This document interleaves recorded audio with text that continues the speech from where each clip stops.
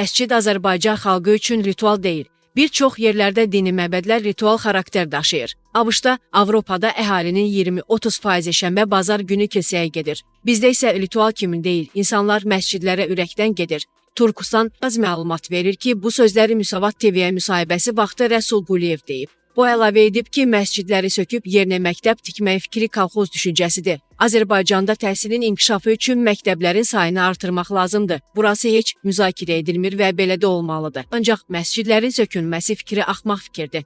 Düzdür, Türkiyə kimi hər kənddə 10 ədəd məscid tikmək lazım deyil. Ancaq olan məscidləri çox yaxşı vəziyyətdə saxlamaq lazımdır. Şeyxülislam Hacı Allah şükür Paşazadənin qulağından tutub demək lazımdır ki, yığılan pulları məscidlərin abadlaşdırılmasına sərf elə, hökumət bura pul ayırmamalıdır. Camaat gedib ora pul verir. Sən bu pulu götürüb yeməli deyilsən ki, onsuz da 30-40%-ni yeyirsən, yerdə qalanını heç olmasa məscidlərin bərpasına sərf elə, ona görə də Şərurlu İsfəndiyarın tezisi qəbul olunan tezis deyil. Bu kolxoz düşüncəsidir. Pulu olan adam belə şey eləməz.